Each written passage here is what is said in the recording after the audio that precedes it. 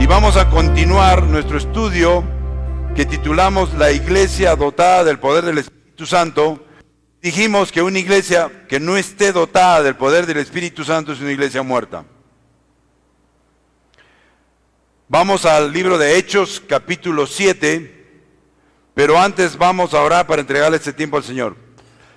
Padre, te damos gracias por tu amor, por tu gracia divina, Señor. Gracias porque sin ti no somos nadie.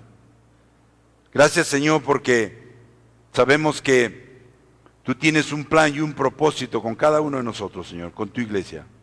Y hoy nos sometemos a ti una vez más, Señor, y te pedimos que nos bautices con el poder de tu Espíritu Santo, Señor. Y que podamos estar sensibles a escuchar tu voz y tu dirección, Señor. Pedimos que nos hables el día de hoy con tu palabra, Señor, con tu verdad. En el nombre de Cristo Jesús, amén.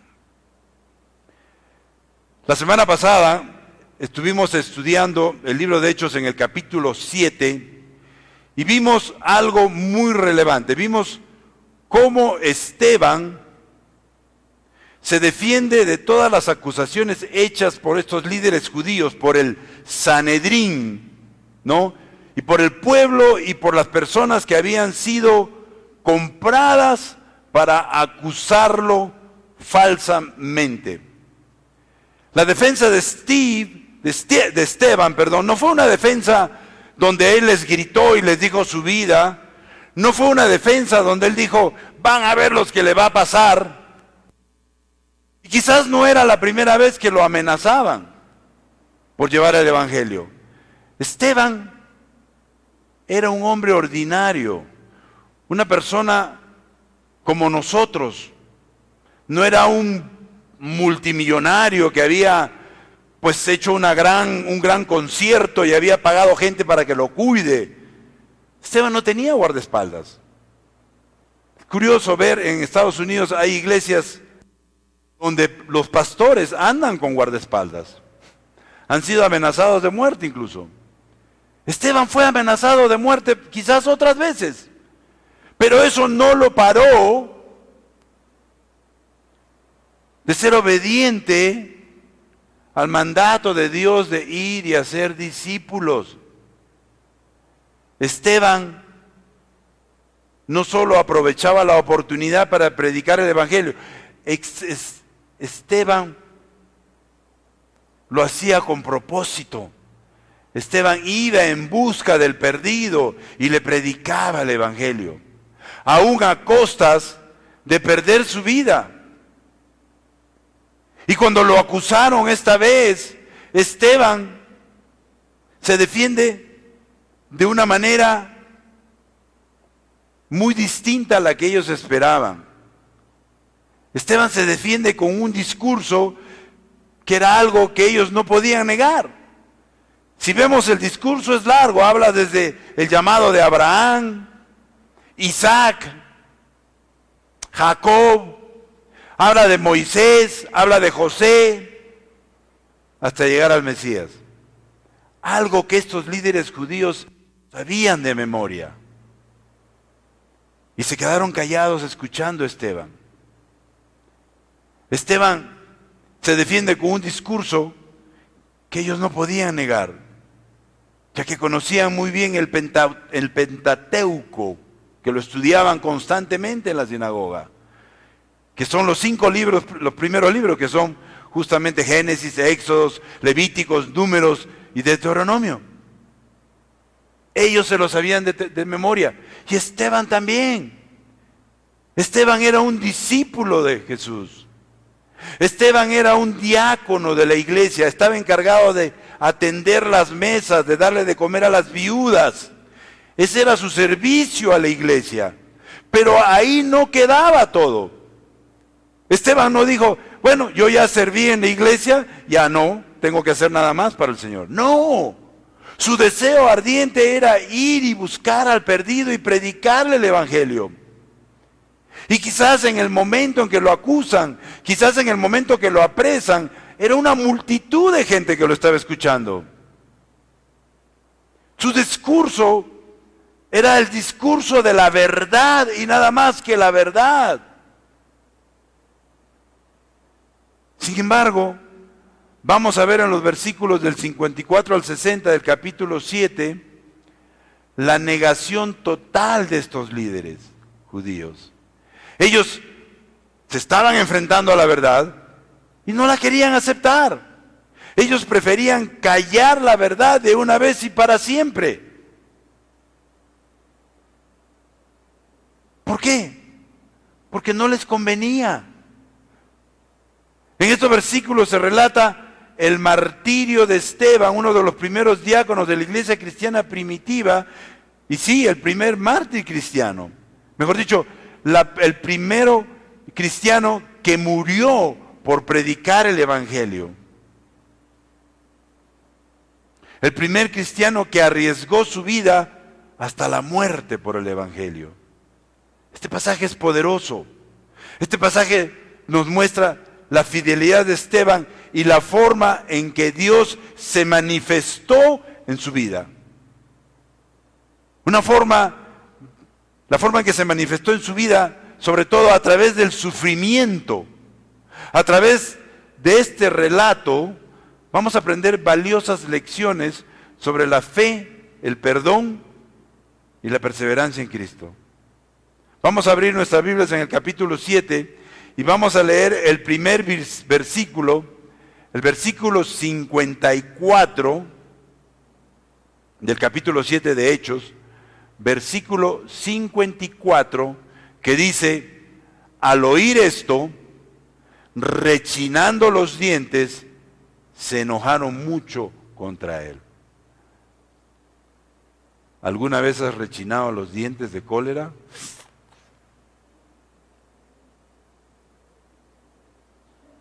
Dice el texto que al oír esto, los líderes judíos, al escuchar a Esteban, todo su discurso, rechinaron los dientes, se enojaron mucho contra él.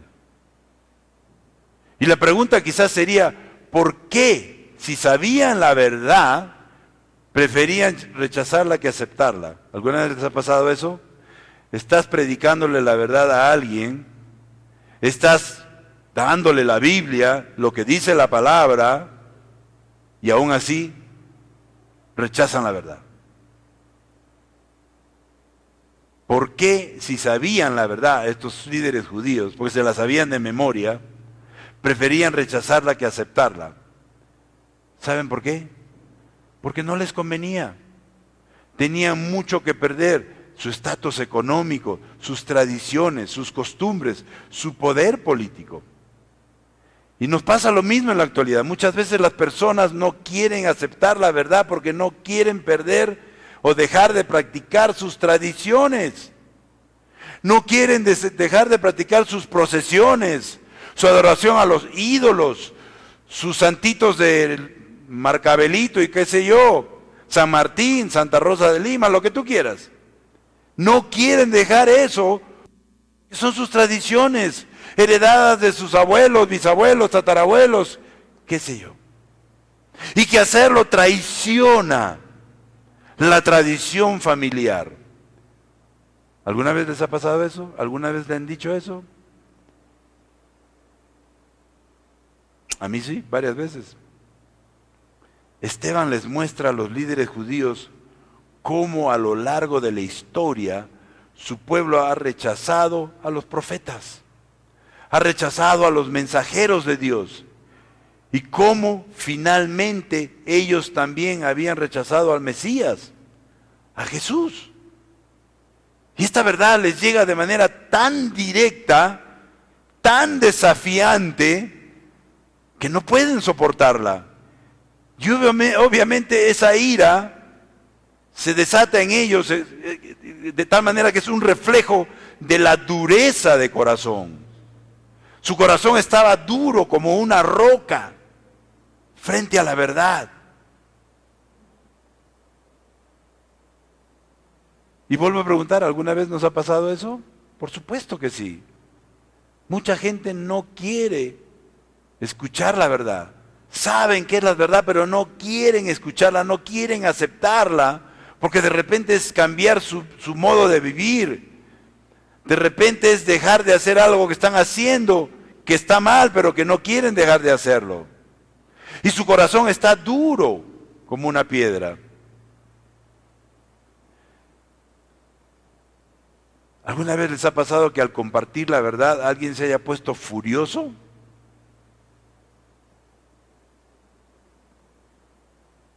Recuerdo hace un buen tiempo, más o menos 25 años atrás, mi madre llegó a Estados Unidos para el matrimonio de mi hermana y yo le compartí la verdad de cómo el Señor había cambiado no solamente mi vida, cómo había transformado la vida de mis hermanas. Y que ahora mi hermana se estaba casando con un muchacho en una iglesia cristiana. Mi mamá venía con toda la idea que ella se casaba en una iglesia, pues, de las otras, ¿no? Y cuando yo le compartí la verdad, se puso tan furiosa que rechinó los dientes. Que incluso fue malcriada con los invitados que tenía ese día en mi casa. Entre ellos estaban los consuegros de mi hermana, los papás del novio. Se quedaron, ¿qué le pasó a esta señora? Se puso, pero ¿cómo es posible que ustedes hayan cambiado nuestras tradiciones de años? Por esto los están engañando, les están robando la plata, les están vendiendo gato por liebre. Se puso pero furiosa, explotó. Para ella en ese momento, eso era una traición a nuestras tradiciones, a nuestras costumbres. Eran costumbres ancestrales, dijo ella. Incluso nos dijo que estábamos locos. Ustedes están locos. Y yo lo entendí. ¿Sabes por qué lo entendí? Porque el libro no lo he puesto ahí creo, el libro de Primera de Corintios 2:14, Primera de Corintios 2:14 nos dice, el que no tiene el Espíritu no acepta lo que procede del Espíritu de Dios, pues para él es locura. No puede entenderlo porque hay que discernirlo espiritualmente.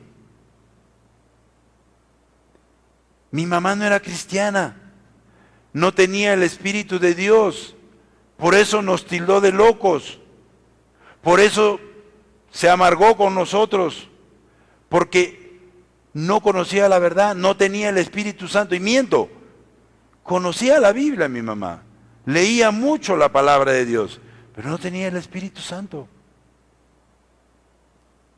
Y obviamente ahora ella es una tremenda cristiana. Recibió a Jesucristo, entendió la verdad, recibió la verdad, y ahora es una tremenda evangelista. Tiene 88 años y sigue evangelizando, hasta las piedras evangelizan.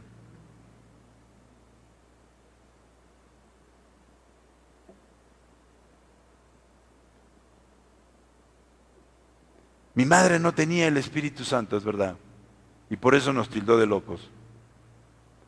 Pero Esteban sí lo tenía. Y por eso reaccionó guiado por él. Esteban tenía el poder del Espíritu Santo. Y no tenía temor de predicar el Evangelio a quien fuera, aún a costas de morir por ello.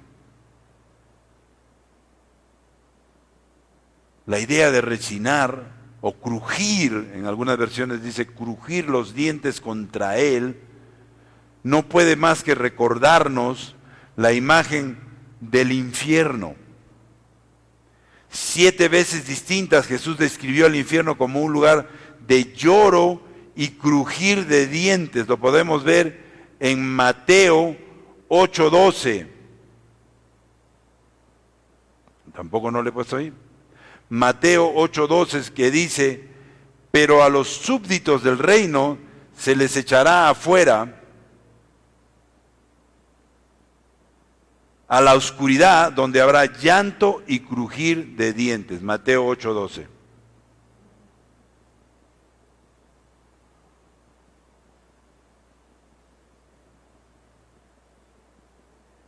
Y a propósito, para los que no han estado apuntando, ese es el punto número 1, que están letras muy chiquitas, no las veo. Punto número 1, para los que están tomando nota, la ira de los que rechazan la verdad es nuestro punto número 1. Ahí está Mateo 8:12. La ira de los que rechazan la verdad. Mateo 8:12 que dice, pero a los súbditos del reino se les echará afuera a la oscuridad, donde habrá llanto y crujir de dientes. Estos hombres eran prominentes, eran hombres exitosos y parecían ser religiosos, mas estaban rechazando a Dios y relacionándose con la oscuridad, con el infierno y no con el cielo.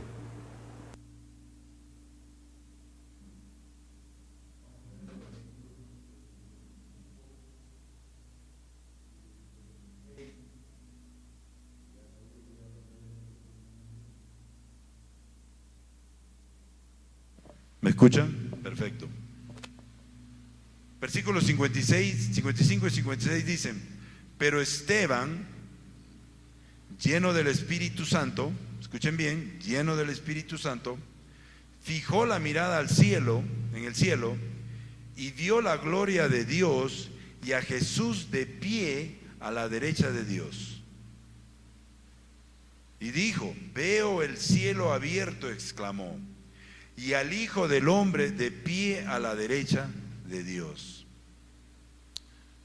Punto 2, si estás tomando nota. El testimonio de Esteban, un vistazo al cielo. Dice el texto, empieza este texto diciendo que Esteban estaba lleno del Espíritu Santo, obviamente. Y esta es la quinta vez que se dice esto de Esteban. Y esto nos demuestra claramente que Dios estaba obrando a través de él. Dios, a través de su Espíritu Santo, estaba obrando en Esteban. Le había quitado el temor de morir. Le había dado el valor de continuar predicando el Evangelio hasta su último aliento. Eso solo lo podemos hacer si tenemos el poder del Espíritu Santo en nosotros, sobre nosotros. Esteban no tenía temor. Y este fue un gran contraste con el comportamiento de estos líderes judíos. El hecho de que Esteban estaba lleno del Espíritu Santo muestra la fuente de su valor, muestra la fuente de su sabiduría, muestra la fuente de su poder en predicar, iglesia. Así es como debemos ser llenos del Espíritu Santo. Así es como debemos predicar, evangelizar. Tenemos que pedir al Espíritu Santo que tome control de nuestra vida. Tenemos que pedir que el Espíritu Santo nos llene, se active en nosotros para poder ir sin temor y predicarle a quien sea y como sea, mientras sea con la palabra. Luego dice que fijó la mirada en el cielo y vio la gloria de Dios y a Jesús de pie a la derecha de Dios. Veo el cielo abierto, exclamó, y al Hijo del Hombre de pie a la derecha de Dios. Fíjense, a pesar de la furia, de la ira de sus acusadores, Esteban no se deja llevar por la desesperación ni el temor.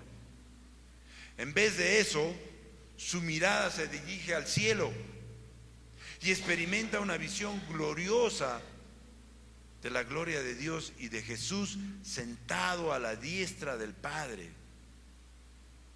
Este es un momento de gran significado, iglesia, pues muestra que aunque Esteban estaba siendo rechazado, que aunque Esteban estaba siendo condenado en la tierra, él era testigo de la verdad eterna que lo conectaba directamente con Dios. Acordémonos, iglesia, que nosotros trabajamos para la eternidad, por así decirlo, que nuestra misión es predicar el Evangelio y que las personas se salven, y al hacerlo tendrán la esperanza de la vida eterna. Por lo tanto, cada vez que tú le predicas la palabra a alguien, estás trabajando para la eternidad de él. La visión de Esteban nos recuerda que como creyentes, aunque enfrentemos pruebas, que aunque enfrentemos sufrimientos en esta vida, tenemos una esperanza firme. Nuestro Salvador está a la diestra del Padre, intercediendo por cada uno de nosotros y preparándonos un lugar. El libro de Primera de Juan 2:12 nos dice: mis queridos hijos, escribo estas cosas para que no pequen.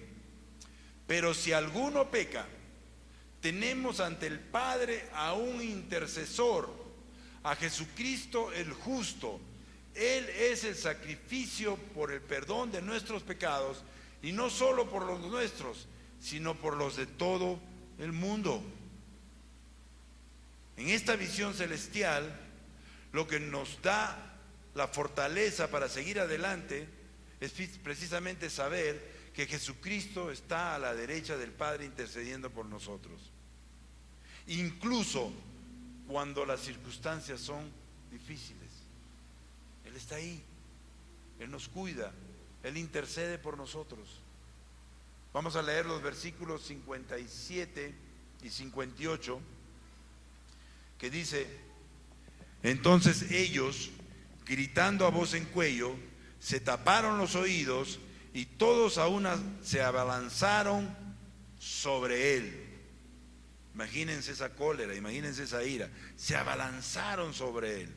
Lo sacaron a empeñones fuera de la ciudad y comenzaron a apedrearlo. Los acusadores encargaron sus mantos a un joven llamado Saulo. ¿Se imaginan eso? ¿Se imaginan que te amarren a un poste y te agarren a pedradas? Debe doler, ¿no? Punto 3. El perdón en medio del sufrimiento.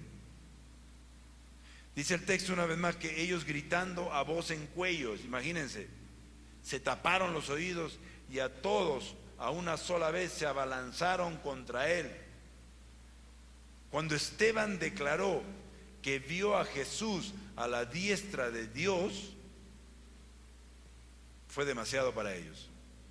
El Sanedrín reaccionó rápidamente, violentamente y unidos, todos a una, como se dice. Cuando Jesús, ante este mismo grupo de hombres, declaró que se sentaría a la diestra de Dios, tuvieron la misma reacción y saltaron y sellaron su muerte como blasfemo. Lo vemos en Mateo 26, de 64 al 66, que dice: tú lo has dicho, respondió Jesús, pero yo les digo a todos, a toda la multitud que estaba ahí, de ahora en adelante ustedes verán al Hijo del Hombre sentado a la derecha del Todopoderoso y viniendo sobre las nubes del cielo. Ha blasfemado, exclamó el sumo sacerdote, rasgándose las vestiduras. ¿Para qué necesitamos más testigos? Miren ustedes mismos, han oído la blasfemia. ¿Qué piensan de esto? Merece la muerte, contestaron. Lo mismo le pasó a Esteban. Lo condenaron a muerte por decir la verdad. Lo apedrearon.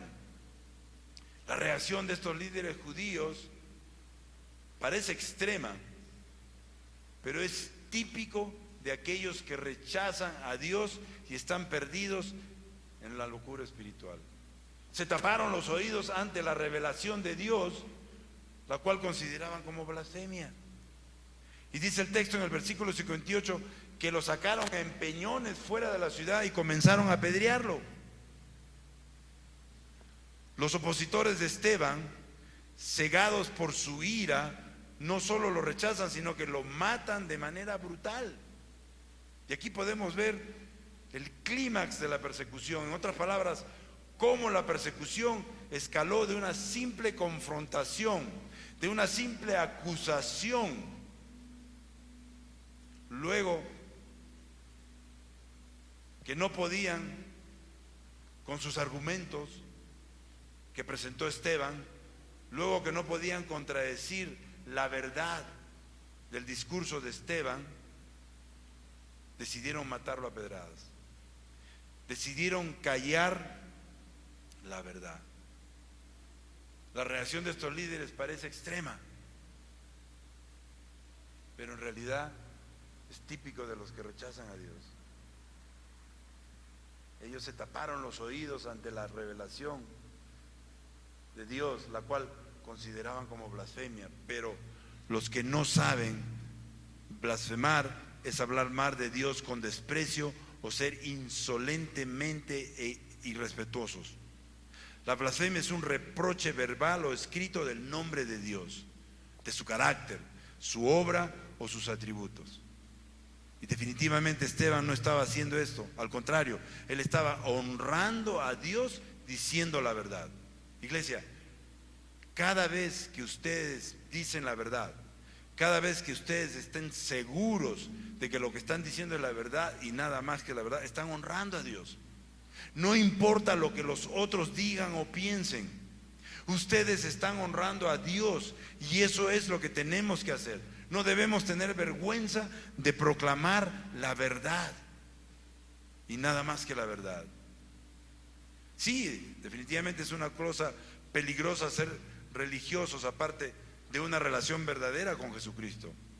Pero este hecho cumple lo que Jesús advirtió en el libro de Juan 16, del 2 al 3, que dice: los expulsarán de las sinagogas y llegará el día en que cualquiera que los mate pensará que está prestando un servicio a Dios.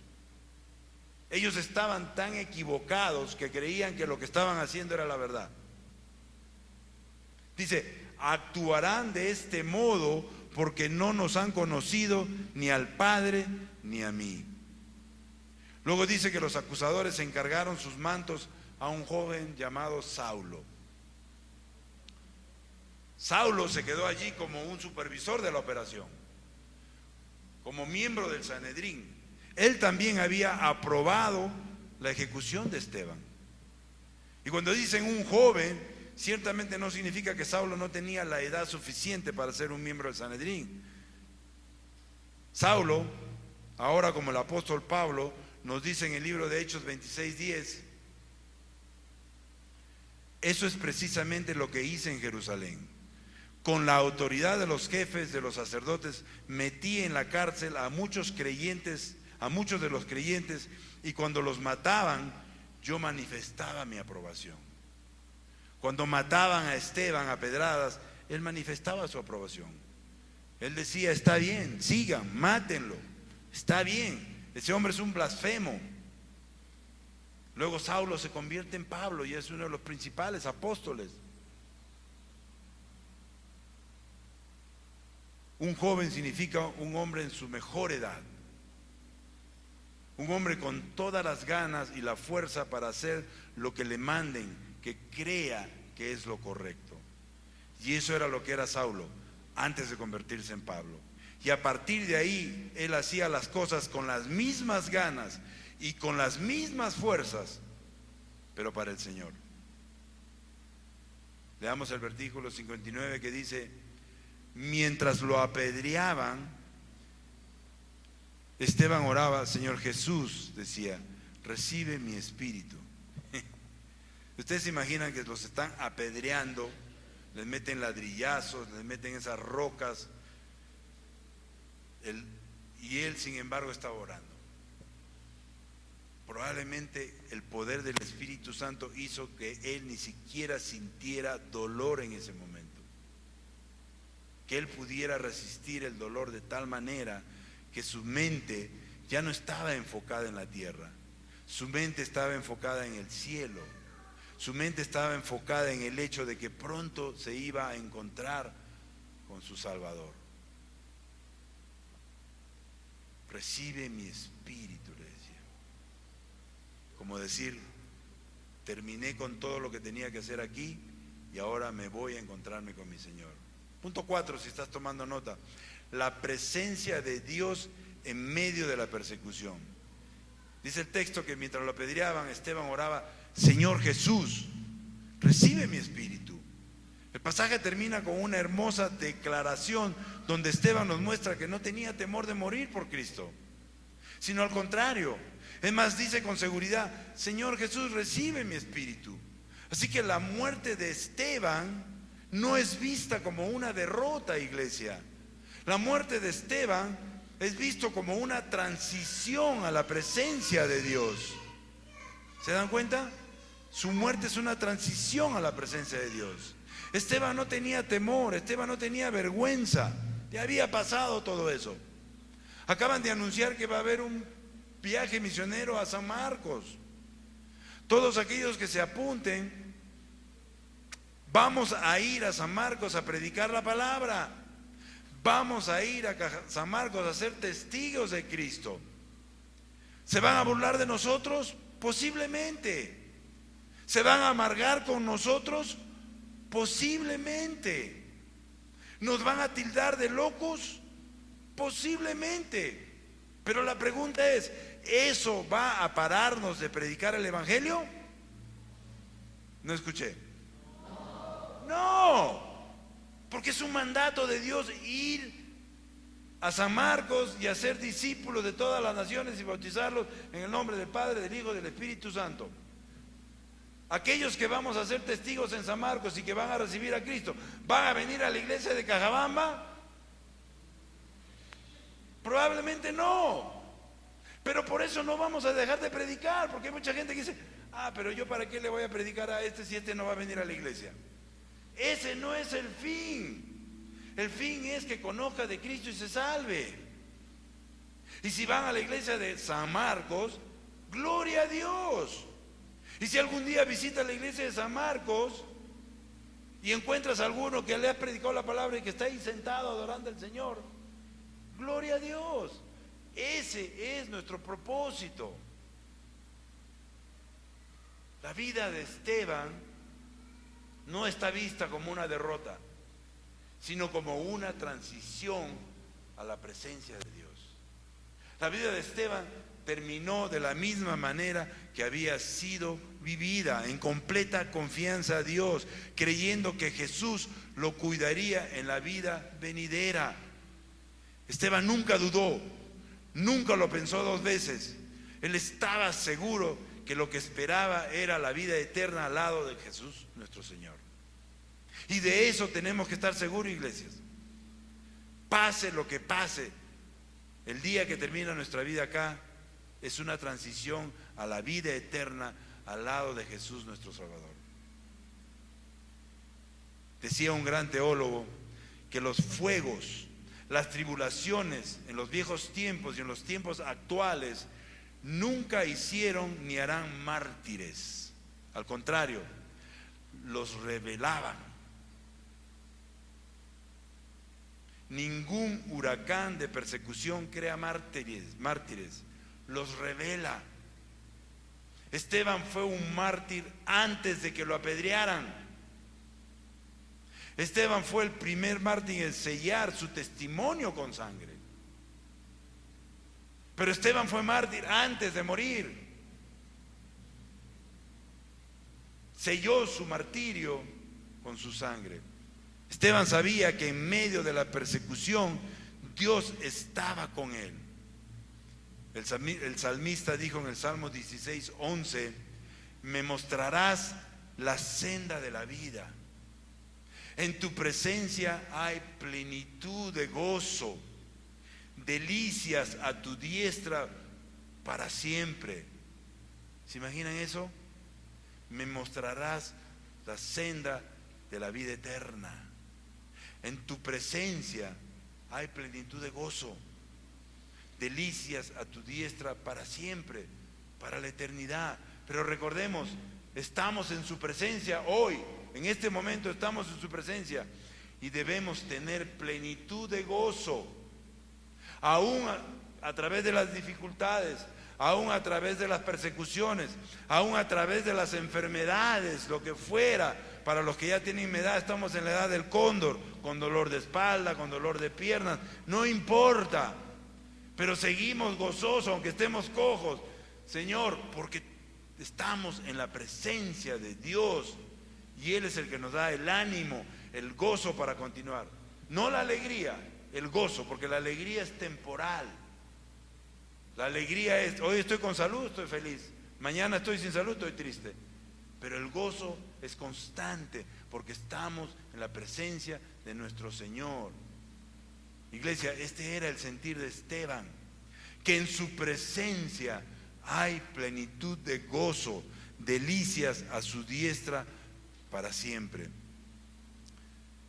Terminamos con el versículo 60 que dice, luego, escuchen bien esta parte, dice, luego cayó de rodillas y gritó, yo no sé de dónde sacó fuerzas, y gritó, Señor, no les tomes en cuenta este pecado. Cuando hubo dicho esto, murió. Punto 5, si estás tomando nota. La gracia y el perdón en medio del sufrimiento. Esteban literalmente cayó de rodillas, apedreado, probablemente ensangrentado, con la cabeza rota, que le salía sangre por todos lados. Sin embargo, se arrodilló y le pidió al Señor que no tome en cuenta el pecado de estas personas. ¿Qué más gracia que esa? Este es un testimonio impactante de la gracia y el perdón en medio del sufrimiento. Esteban, mientras es apedreado, ora a Dios, no les tomes en cuenta este pecado. Y este acto de perdón refleja la misma actitud de Jesús. ¿Se acuerdan Jesús en la cruz? Cuando oró por sus enemigos pidiendo perdón por ellos, Jesús se dirigió a su Padre y le pidió lo mismo. Lo vemos en Lucas 23:34 que dice, Jesús decía, Padre, perdónalos porque no saben lo que hacen. Y repartieron entre sí sus vestidos echando suerte. Perdónalos porque no saben lo que, no conocían la verdad. Tú no puedes juzgar a una persona cuando no conoce la verdad. Pues si él no sabe la verdad, ¿cómo lo puedes juzgar? No sabe la verdad. Es más, no lo debes juzgar. Pero no conoce la verdad. Y por eso él le dice, ¿sabes qué? Perdónalos, Padre, porque no saben lo que hacen. Señor, no les tomes en cuenta este pecado. Esteban sigue el ejemplo de su Señor. ¿No somos eso nosotros, cristianos, imitadores de Cristo?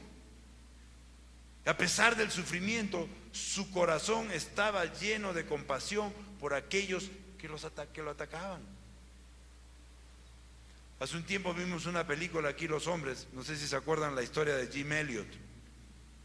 Él fue un misionero que decidió evangelizar a los indígenas de la selva ecuatoriana. Así que un día, con 3 o 4 más misioneros, aterrizó en un vado, en una parte, en un claro del río, ¿ok? Y tuvo un encuentro con estos indígenas de la selva amazónica de Ecuador. Y ellos, cuando se acercaron, los indígenas los mataron con lanzas. Pero cuando iban a dispararle las lanzas y las flechas y qué sé yo, ¿ok? Ellos no hicieron nada. Los misioneros estaban preparados, tenían rifles, tenían pistolas, podían haber disparado y los podrían haber matado. Sin embargo, se dejaron matar por los indígenas. Más adelante se recuperó el video de la persona que estuvo filmando todo, que también murieron todos. Y en ese video se ve como Jim Elliot les decía a los otros misioneros, por favor, paren, no disparen, no los maten, por favor, no los maten. Nosotros conocemos a Dios y somos salvos, pero si los matamos a ellos, ellos se van a ir al infierno porque no conocen a Dios. Así que no los maten, déjenlos vivos. Preferimos morir, que somos salvos, que vamos a ir a la presencia del Señor, que matarlos porque ellos van a ir al infierno. Y así fue como murieron. Jim Elliot, al igual que Esteban, prefirió entregar su vida por la salvación de otros. Años más tarde, las esposas de estos misioneros fueron al mismo lugar. Ellos decidieron perdonarlos Y luego, para hacer la historia corta, estos indígenas ecuatorianos se convirtieron y ahora son salvos. Y el jefe de estos indígenas selváticos, yo lo conocí personalmente hace muchos años, más de 20 años, en la iglesia, pues lo llevaron a la iglesia. Era un hombre que daba testimonio por todos lados. Sí, yo maté a Jim Elliot, yo fui el primero que disparó la lanza, pero gracias a la muerte de él, tengo vida eterna. Iglesia, el perdón es una de las enseñanzas más radicales del cristianismo. Esteban nos enseña que el perdón no es solo un acto de liberación para el que recibe el perdón, sino también para el que lo da.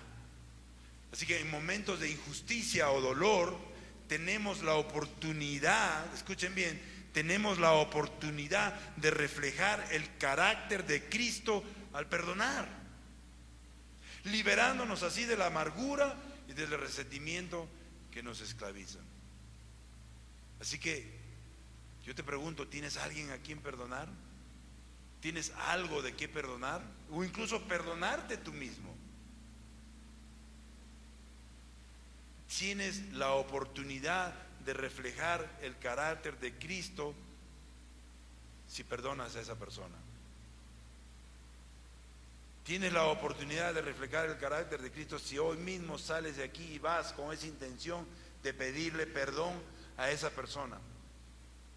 Y quizás tú te preguntes, pero si yo no le he hecho nada, esa persona es la que me ha hecho algo a mí. No importa. El Señor te manda que pidas perdón y perdones. Y tu obediencia es ir y pedir perdón, aún por los malos pensamientos que has tenido sobre esa persona, aún por la manera como lo has juzgado, aún por lo mal que has hablado de esa persona. Ve y pídele perdón. Y si esa persona no quiere recibir tu perdón, pues tú ya cumpliste con pedirle perdón a esa persona. Déjale lo demás al Señor. Pero conozco todos los casos de personas que han salido de aquí a pedir perdón a la persona ha aceptado el perdón y se han reconciliado. ¿Y sabes qué? Es un peso menos en ti, porque si no hay perdón, el Espíritu Santo no fluye a través de ti. La versión Reina Valera del 77 nos dice: y habiendo dicho esto, se durmió, dice la palabra. Esteban se durmió. En este caso, el dormir de Esteban es una metáfora de descanso en Cristo, que tiene la victoria sobre la muerte. Esteban muere en paz, probablemente con todas las piedras que les cayó. Esteban murió con una sonrisa. ¿Por qué? Porque estaba confiando en el Señor hasta el final. Su vida fue un testimonio de fe inquebrantable y su muerte es un testimonio de la gracia de Dios. Así que a través de este acto final podemos ver que aunque el martirio de Esteban fue un acto de sufrimiento humano, no fue un final vacío, sino el comienzo de una eternidad con Dios. El sacrificio de Esteban nos recuerda que la vida cristiana no siempre es fácil, pero tenemos la esperanza de que como Él podemos descansar en las promesas de Dios, incluso en los momentos más difíciles. Iglesia, yo los exhorto a pedir perdón y a perdonar, a orar por nuestros acusadores, a pedirle al Señor que cambie su corazón. Yo tengo una persona que está constantemente dale. No dejo de orar por ella. No dejo de orar por ella. Y sé que algún día el Señor va a hacer el milagro. Sé que algún día el Señor va a actuar, porque Él nos da esa promesa en su palabra, que Él va delante de nosotros peleando nuestras batallas. Él nos dice que la venganza es de Él, no nuestra.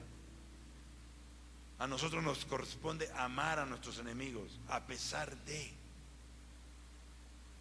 Si tú pides perdón y Él no quiere aceptar el perdón, ya es problema de Él, ya no es problema tuyo. Tú cumpliste, tú fuiste obediente al mandato de Dios. Amén. Vamos a orar. Padre, te damos gracias por este tiempo, Señor.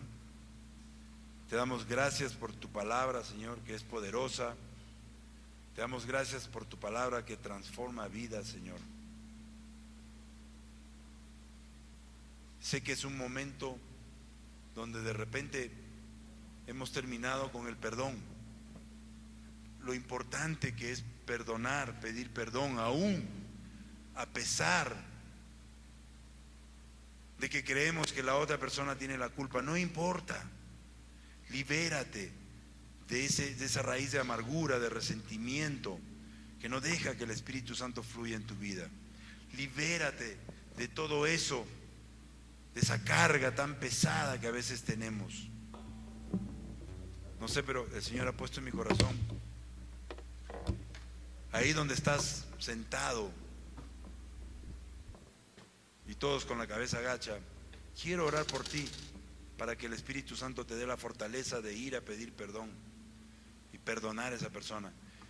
Ahí donde tú estás sentado, si tú eres esa persona que quiere pedir perdón o quiere perdonar, levanta tu mano ahí donde estás. Quiero orar por ti, sin temor. No tengan temor. Gracias. Levanten su mano. Sé que todos tenemos a alguien que tenemos que perdonar o pedir perdón. Levanten su mano, sin temor. Nadie los está mirando ni los va a juzgar. Levanten su mano.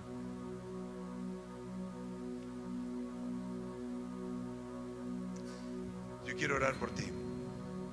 Padre, quiero orar por todos los que han levantado la mano y los que no han levantado la mano porque son mentirosos o tienen temor. Pero la realidad es que siempre tenemos a alguien a quien tenemos que pedir perdón o perdonar. Así que yo quiero pedirle, Señor, que a todos ellos los llenes con el poder de tu Espíritu Santo, Señor. Llénalos con el poder de tu Espíritu Santo para que tengan el valor que viene de ti, de ir y pedir perdón a esa persona, quien haya sido, y cerrar ese ciclo de resentimiento, esa raíz de amargura, y caminar confiados en ti, Señor. Dale la fuerza, dale la fortaleza, la valentía, quítale la vergüenza, Señor, para que confíen plenamente en ti y sean liberados de esa carga, Señor. Todo esto te lo pido en el nombre de nuestro Señor Jesucristo. Amén.